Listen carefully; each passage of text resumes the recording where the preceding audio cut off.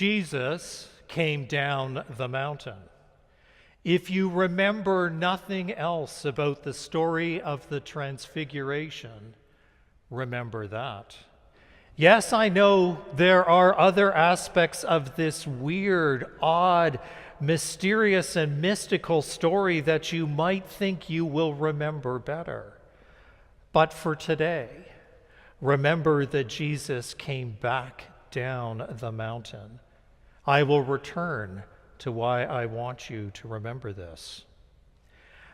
The sequence of the liturgical year leads us speedily from the delight arising from the birth of Jesus to accompanying him to his death and glorious resurrection in about a quarter of a year.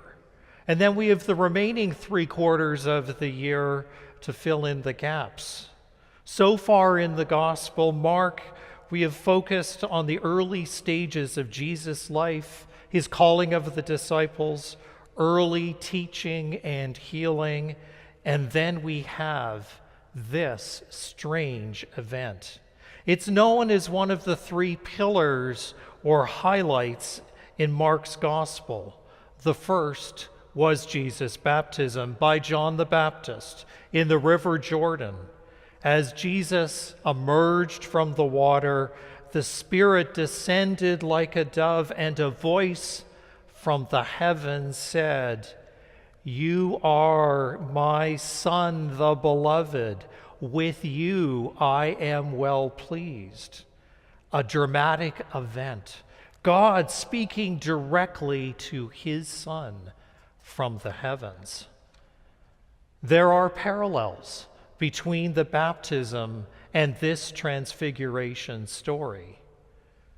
Just prior to the transfiguration, the disciples, though, had gone through kind of a rough patch with Jesus. For the first of 3 times in Mark's Gospel, Jesus foretold of his own death. He speaks of great suffering, being rejected by the chief priests, the elders, and the scribes, being killed, and 3 days later rising again.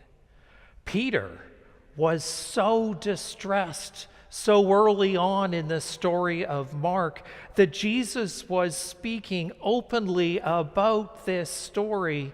So he took Jesus aside and he rebuked him. Jesus, annoyed with Peter, responds, "Get behind me, Satan, for you are setting your mind not on divine things, but on human things."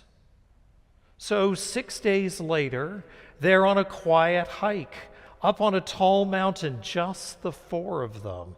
For Jesus was not alone. He was now in the company of 3 of his well-trusted disciples, Peter, James, and John, the same Peter who had recently rebuked him. And he was transfigured, meaning changed in appearance, and his clothes became whiter than white, better than any bleach commercial could promise, such as no one on earth could bleach them. This too then becomes a little bit of a comedy.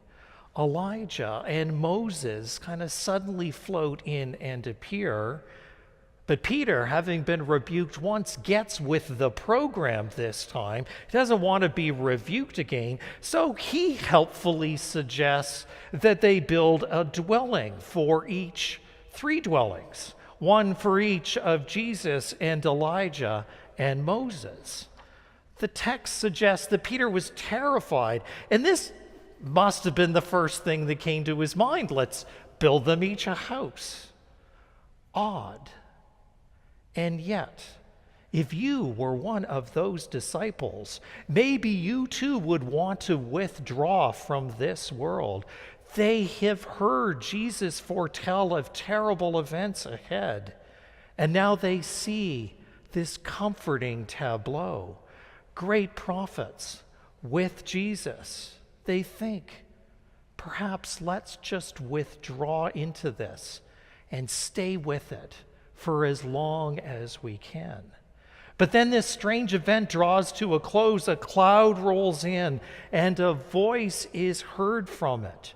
God speaks. "This is my Son, the beloved. Listen to him." A cue back to the baptism. However, there is a significant change in the wording. The voice is not directed this time to Jesus, but to the 3 disciples, telling them that Jesus is God's Son, and most importantly, saying, "Listen to him." Was this directed specifically at Peter? Maybe. Peter didn't want to listen to Jesus foretell of his death and resurrection, but God is now commanding these 3 terrified disciples to listen to Jesus. What does God want them to hear? What happens next is that the scene disappears, all except Jesus, and they walk back down the mountain. What is the first thing that Jesus says to them? "Tell no one of what you have seen until the Son of Man has risen from the dead." What didn't happen? Well, they didn't stay on the mountain in this divine isolation, this blinding whiteness, this odd assembly of Moses, Elijah, Jesus, and God. The transfiguration is but a momentary event whose purpose was to imprint upon these disciples and us that we are to listen to God's Son. It's a transitory event. It's not a transformative event, for that is yet to come. They head down the mountain into the throngs of people inevitably moving towards the cross as we move into Lent next week. They move down the mountain and into the crowds because Jesus' message to us is not about impossibly white robes basking in God's glory. No, the real story of Jesus is about the events among the people as he heads towards the cross, where the ultimate revelation of Jesus through his suffering and death takes place. Down from the mountain, in the cities, in the towns and villages, Jesus stood in solidarity with the oppressed. He fought discrimination and injustice. He healed those whom society had isolated. He preached a new world that overturned old customs, old ways of thinking. He sought to upend established positions of power. I believe that he tells the disciples not to speak of the transfiguration, but because he wants people to understand the real Jesus, the one who is with them, not some bedazzled white figure. What is an appropriate image to portray of the real Jesus? If we listen to Jesus as he said, it's not to portray him in dazzling white. But how? One response was from an African-American house painter in Detroit one day in July 1967. He took it upon himself to alter the dazzling white image of Jesus that had been in his neighborhood for a long time. A brilliant white Jesus, dazzling in its whiteness, stood before the Sacred Heart Seminary of the Roman Catholic Diocese. This painter, whose name history did not record, went into the seminary and painted the face, the hands, and the feet of this statue black. It altered it completely. This is the image in front of today's bulletin. How many of us, as you were thinking about Jesus high on the mountain, conjured up an image of a black Jesus with dazzling white clothes? There's a danger in seeing the world through a single lens, a story from only one perspective. Context matters. And in this case, let's understand what might have motivated the house painter. The day before he repainted Jesus, the police vice squad raided an after-hours drinking establishment in a predominantly black neighborhood in Detroit.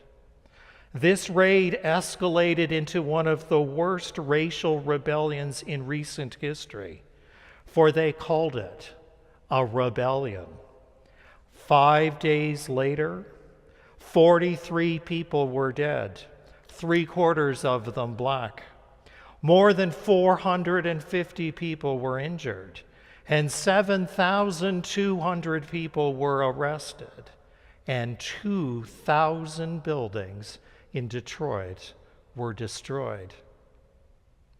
It was on day 2 of this rebellion that the house painter headed onto the grounds of the seminary, it being predominantly filled with white people in this black neighborhood. His painting accomplished a transfiguration of another kind, one that God may have been involved in just as much as the first one. The leadership of the seminary has recognized the importance of this dramatic change. As the black paint has faded over the years, Jesus has been repainted black. The assistant dean said upon the 40th anniversary of this rebellion, the painted statue speaks less of violence and more of the internal struggle for identity and the human tension which intentionally or not bled into the making of this statue into an icon. The story of the rebellion is also remembered in many songs. The most well-known one is by Gordon Lightfoot, one you may well know, Black Day in July. The next time you hear it, think of the house painter in Detroit. Historic images, media, and those in power have created this struggle for identity. Many find it in their own best interest to believe and to try to force others to believe that there is only one story. As an older, white, cisgendered, able-bodied male, I have been the beneficiary of this portrayal of dazzling white-skinned Jesus, aligned to look like me, one that's as a result of political and socioeconomic power held by Western society.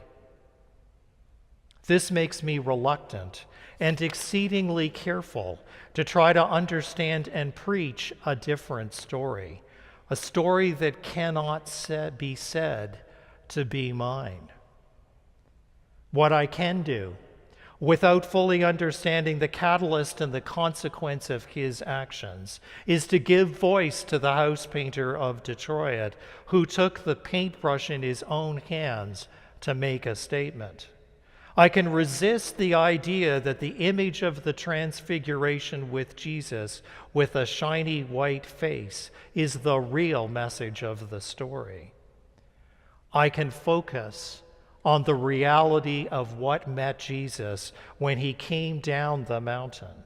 A crowd of brown, black, and yes, a few white people who were in a state of disruption. Most were already subjugated to Western power, Rome.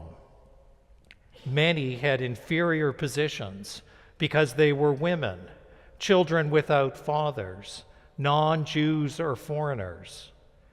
Jesus, down the mountain, entered into a world of endless human brokenness on his way to the cross. He brought immediate relief for some, for all of us, regardless of the color of our skin. He kept walking with courage to face his death. And with that, he brings us hope. I can focus on the fact that he kept healing based on need and not on the color of a person's skin or their gender or their sexual orientation, their culture or their place in society.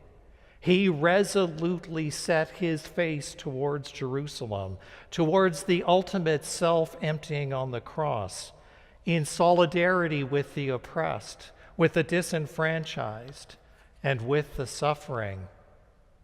Jesus' appearance does not matter. What matters is that he came down the mountain, waded into the crowds, and headed to the place of transformation, the cross. I can also focus on the fact that we must keep talking about racism and injustice. I read recently of the story of Devin Fallon, who was walking in a Toronto park a year ago. Devin, a black man in his early 30s, was alone in the park, walking his dog. He'd been living out of his car after losing his job.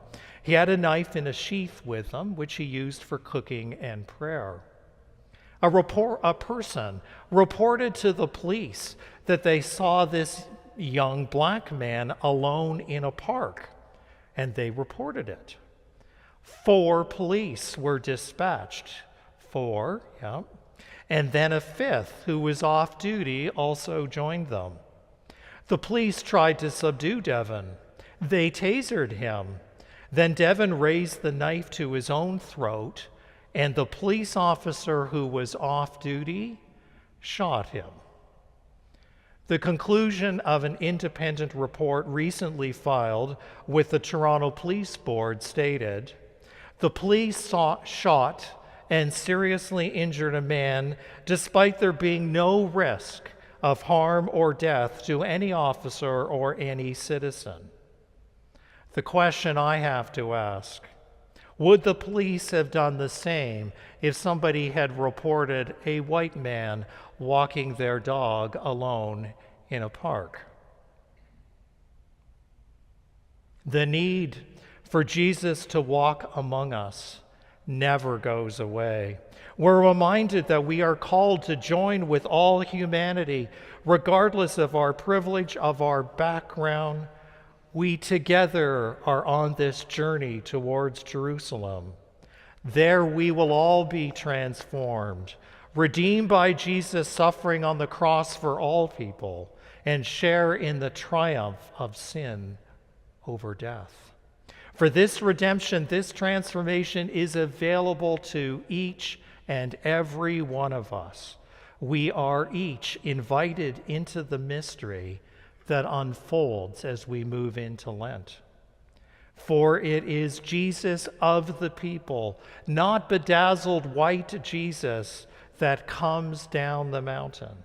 This is the Jesus God refers to when he says to all of us, "This is my Son, the Beloved. Listen to him." Amen.